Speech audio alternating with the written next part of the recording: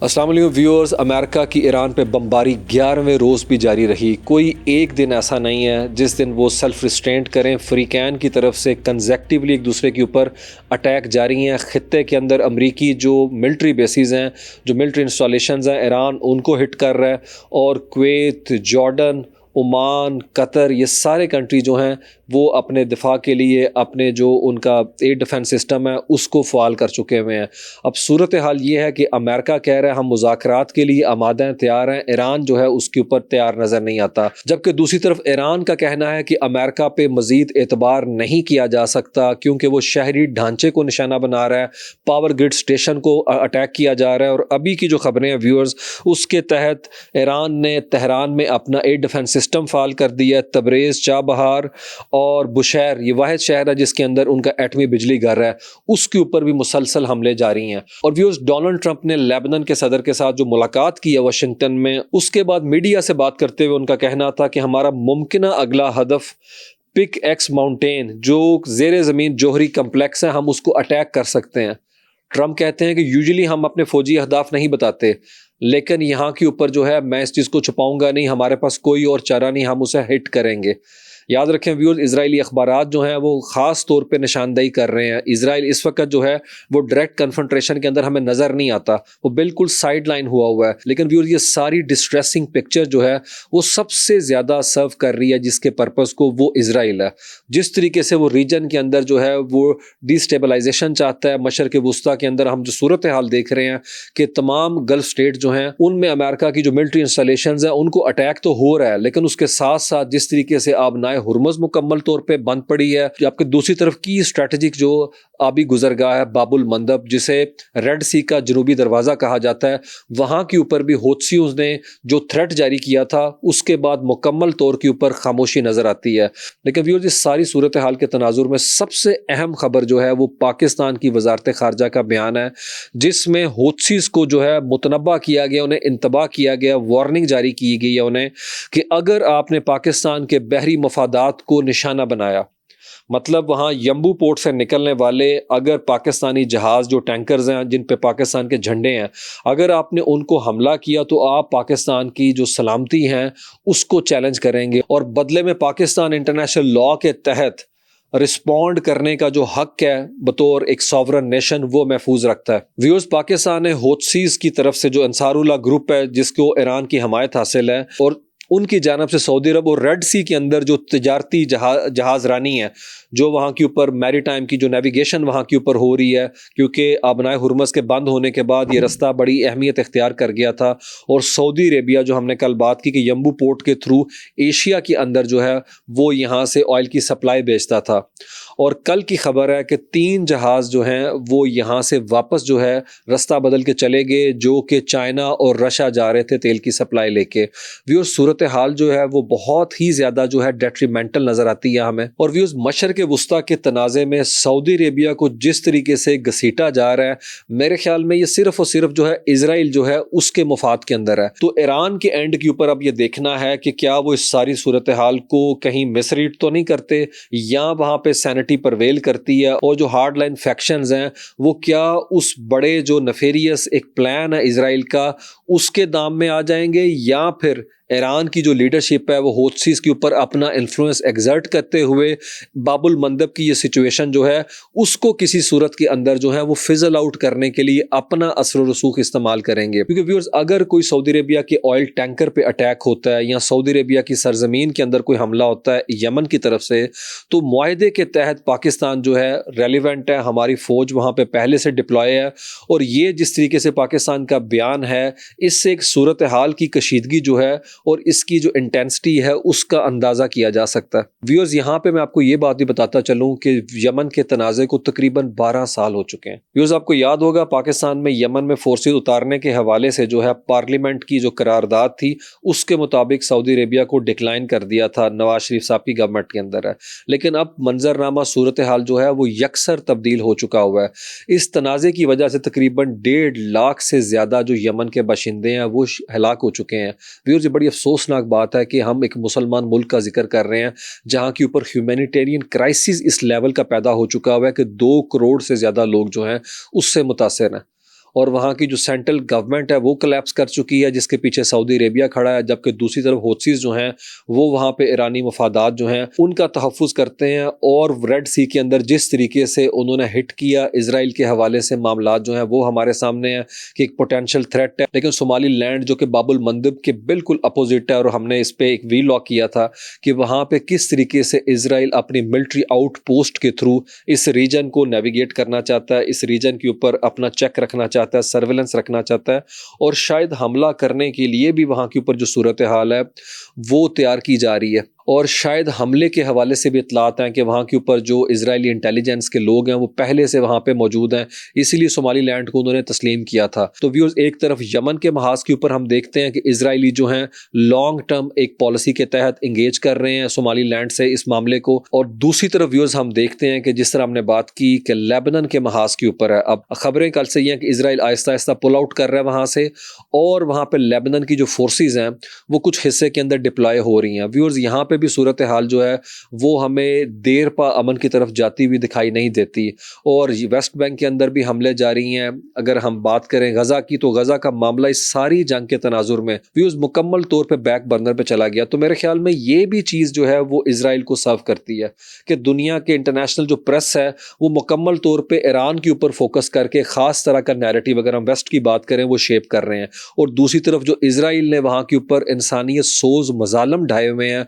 जिसको पूरी दुनिया ने 2 से ढाई साल देखा, और अभी भी सूरत हाल जो है वो किसी सूरत के अंदर जो है वो इंसानी बुनियादों के ऊपर तसल्ली बख्श नहीं है। लेकिन ये सारी चीज़ें हमें बैक बर्नर के ऊपर नजर आती हैं। भी और दूसरी तरफ पाकिस्तान के दौरे पे आए ईरानी वजीर दाखिला ने पाकिस्तान के field marshal general Asim Munir से मुलाकात की, और हमारे वजीर आज़म शहबाज शरीफ से भी उनकी एक मुलाकात हुई। तो इसके तनाजुर में पाकिस्तान ने इस बात पर जोर दिया कि फ्रीकैन को सेल्फ रिस्ट्रेंट की पॉलिसी को एग्जीक्यूट करने की अशद ज़रूरत है। और इसके अलावा खबरें यही हैं कि वो ईरान से वहाँ के सदर का कोई पैगाम लेके आए थे, और इस सारे मामले को भी हम मसालती कोशिशों के तनाजुर के अंदर व्यूअर्स देख सकते हैं, क्योंकि पाकिस्तान व्यूअर्स नहीं चाहता कि इस जंग के अंदर सूरत हाल इस तरह की हो जाए कि हमारी जो न्यूट्रलिटी है व्यूअर्स वो कंप्रोमाइज हो जाए, और हमें बाकायदा फरीक के तौर के ऊपर इस तनाज़े के अंदर जो है वो हिस्सा लेना पड़े। और हमने यही मैसेज जो है वजीर दाखिला के थ्रू तेहरान को भेजने की जो एक एफर्ट की है कि इस सारे मामले को आप समझें, क्योंकि यही सारे का सारा वो प्लान है जो कि इजराइल चाहता है इस रीजन के अंदर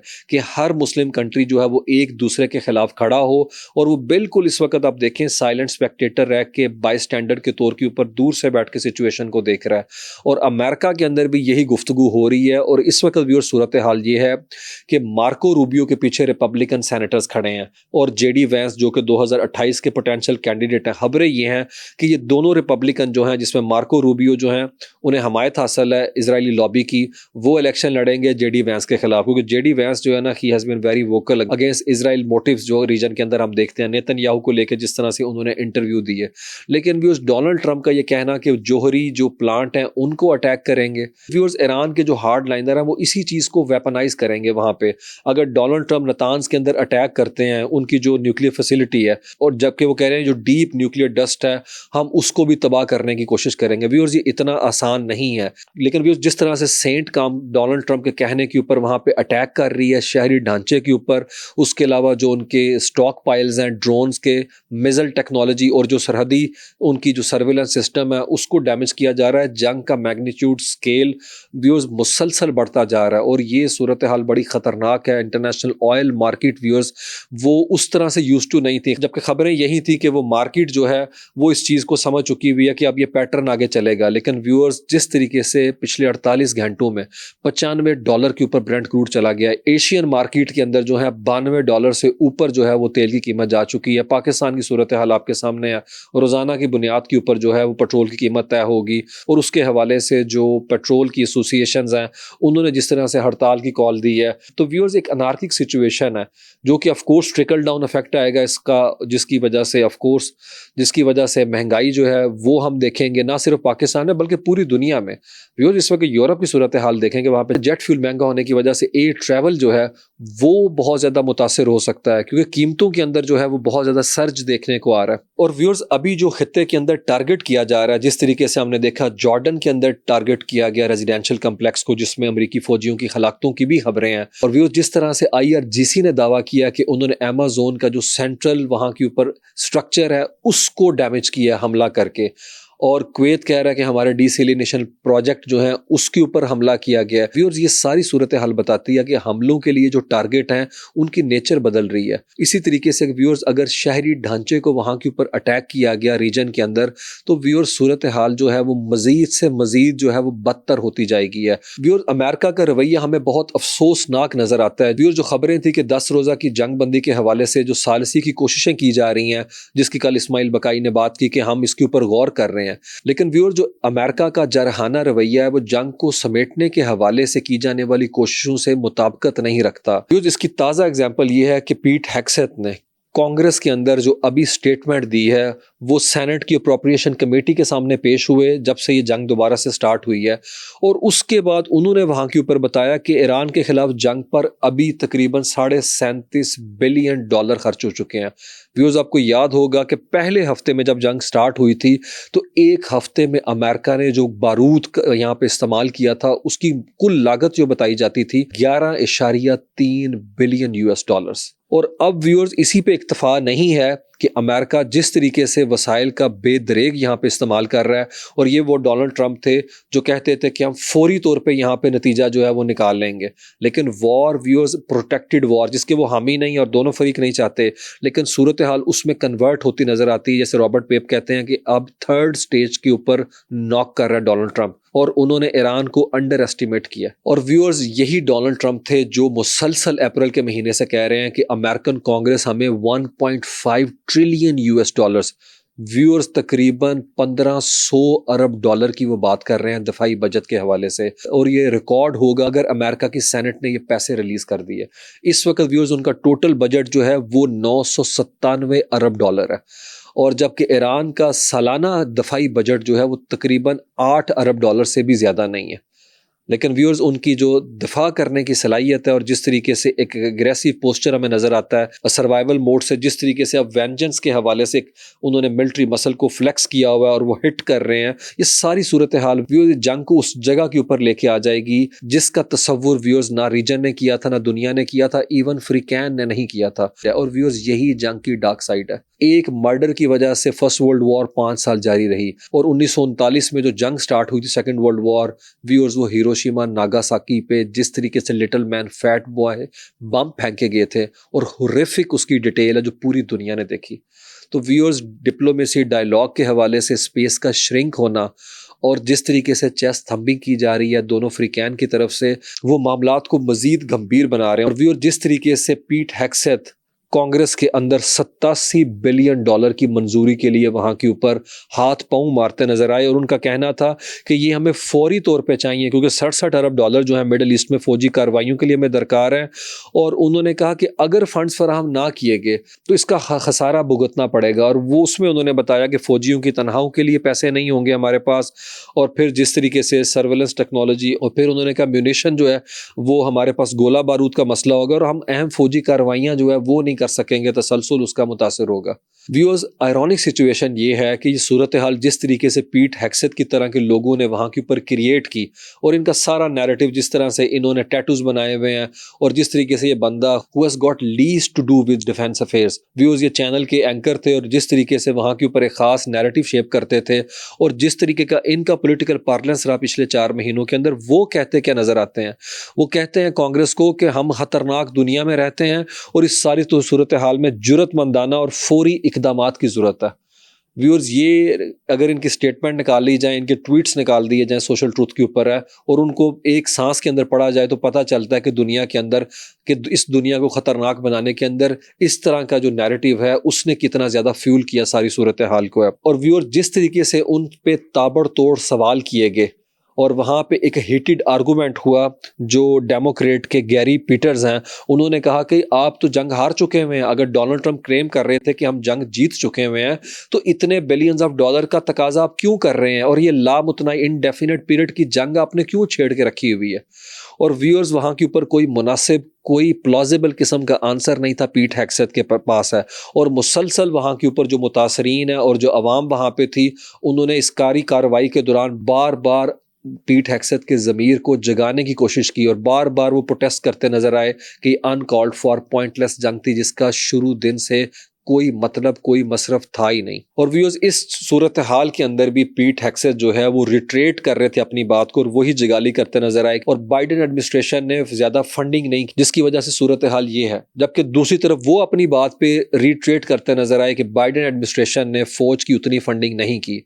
व्यूअर, यहाँ के ऊपर इमैनुअल कांट का जो है वो आर्टिकल जो है वो याद आता है, जिसमें वो कहते हैं कि जितना बड़ा साइज होगा फौज का, जितना ज्यादा बड़ा फौज का साइज होगा, अपनी सिक्योरिटी के एतबार से जितनी चाहिए डोमेस्टिक और जो एक्सटर्नल बॉर्डर के लिए, वो तो फेयर एनफ। लेकिन अगर आप साइज को बढ़ाते जाएंगे तो व्यूअर्स फिर डिप्लोमेसी डायलॉग की जो स्पेस है वो श्रिंक होगी, फिर वो कंट्री अपने मिलिट्री मसल को फ्लेक्स करेगा। व्यूअर्स, ये हमें भाषण देते हैं जब हम इनकी यूनिवर्सिटियों में पढ़ते हैं कि आपके मुल्क के अंदर ह्यूमन राइट्स के रिकॉर्ड जो है वो बेहतर नहीं, क्योंकि आप अपना पैसा जो है वो ज़्यादातर लगा देते हैं मिलिट्री के ऊपर है और दफाई अपने खराजात के ऊपर, जिसकी वजह से आपके पास लिक्विडिटी इतनी नहीं रहती, कैश ट्रैप इकोनॉमी आप बन जाते हैं। और ख़ुद की सूरत हाल व्यूअर्स इनकी ये है, ये जो अभी मैं बता रहा हूँ गुफ्तगू पीट हेग्सेथ कर रहे हैं कांग्रेस के अंदर है, और ये वो बंदा है जो आईवी लीग से पढ़ा हुआ है व्यूअर्स, और 750 अमेरिका के मिलिट्री बेसिस हैं अक्रॉस द ग्लोब है। उसके बावजूद व्यूअर्स, इन्होंने मुकम्मल तौर के ऊपर फॉरेन पॉलिसी के फ्रंट के ऊपर अग्रेसिव पोस्चर रखा हुआ है। और ये हम 25 साल से ये चीज़ देख रहे हैं, 9/11 से लेके टिल दिस वेरी डे। क्योंकि व्यूअर्स, आप अफगानिस्तान की जंग देख लें, इराक की जंग देख लें, सब मुज़ाकरात पे, टेबल टॉक पे, नेगोशिएशन के थ्रू ही जो है वो आगे की तरफ मामलात बढ़े। लेकिन यहाँ पे सूरत हाल जो है वो बार बार मुज़ाकरात की टेबल से उठ के वो ट्रिगर के ऊपर हाथ रखना चाह रहे हैं। और व्यूअर्स, अगर ये पैसा भी उनको हैंड ओवर कर दिया जाता है, जो कि फिलहाल तो लेस लाइकली है व्यूअर्स, क्योंकि व्यूअर्स नो डाउट डेमोक्रेट इन्हें टफ टाइम दे रहे हैं, लेकिन व्यूअर्स अगर ये कर भी लेते हैं सिक्योर वोट अपना, तो ईवान नुमाइंदगान जो हाउस ऑफ रिप्रेजेंटेटिव है वो तो जुमेरात से जा रहे हैं तातीलात पे, छुट्टियों पे। अब जो इनका जॉइंट सेशन है वो तो सितंबर से पहले नहीं हो सकता। तो अगर अप्रूवल मिल भी जाता है तो व्यूअर्स, पैसे सैंक्शंस होने में, रिलीज होने में, ये जो बिलियंस ऑफ डॉलर हैं, इसमें महीनों लग सकते हैं। तो व्यूअर्स, अगर रिलीज हो जाएंगे तो इसका मतलब है क्या डोनाल्ड ट्रंप की एडमिनिस्ट्रेशन जो है जंग को वो मजीद स्ट्रेच करना चाहती है, वो इस जंग को तूल देना चाहते हैं, या व्यूअर्स जो हमने कल बात की थी कि नेतन्याहू और डोनाल्ड ट्रंप है, दोनों अपने पॉलिटिकल करियर को बचाने के लिए जंग को मजीद फैलाना चाहते हैं, इसका दायरा कार मजीद जो है बढ़ा रहे हैं और इसकी इंटेंसिटी में इजाफा करना चाहते हैं कि 27 अक्टूबर के इंतखाबात जो हैं वो ख़त्म हो जाएं। क्योंकि अगर बेन गुरियन एयरपोर्ट से अटैक होता है ईरान पे, तो ईरान रिस्पॉन्ड करेगा तेल अवीव के करीब इस इंटरनेशनल एयरपोर्ट के ऊपर हमला करके, और फिर इसराइल भी इसके अंदर बाकायदा तौर पर शामिल हो जाएगा। क्या ये मामलात उस तरफ तो नहीं जा रहे? और क्या डोनाल्ड ट्रंप जो कौम से खिताब के अंदर ईरान जंग की बजाय 2020 की कहानी सुना रहे थे इलेक्शन के हवाले से, क्या वो भी देख रहे हैं मिड टर्म इलेक्शन को और वो सोच रहे हैं किसी तरीके से उसको सबोटाज किया जाए? और इस सारी सूरत हाल के अंदर एक बहुत बड़ी और ख़बर है जिस पे हम कल बात करेंगे कि अमेरिका और सऊदी अरेबिया के दरमियान सिविल न्यूक्लियर टेक्नोलॉजी का मुआहिदा तय पा गया। व्यूअर्स, इसके ऊपर सालों से डिस्कशन जारी थी, लेकिन उसके बावजूद मामलात जो हैं वो हमें उस तरीके से मटेरियलाइज होते नज़र नहीं आए। लेकिन इस जंग के दौरान, क्योंकि इसकी टाइमिंग बड़ी इंपॉर्टेंट है, इसकी क्या इम्प्लिकेशन होगी रीजन के लिए, सऊदी अरेबिया के लिए, और ईरान इसको किस तरीके से देख रहा है, और ईरान का जो सिविल न्यूक्लियर टेक्नोलॉजी का जो मामला है उसके तनाजुर के अंदर हम इस मुआहिदे को डीकोड करने की कल कोशिश करेंगे। अपना बहुत ख्याल रखिएगा। खुदा हाफिज़।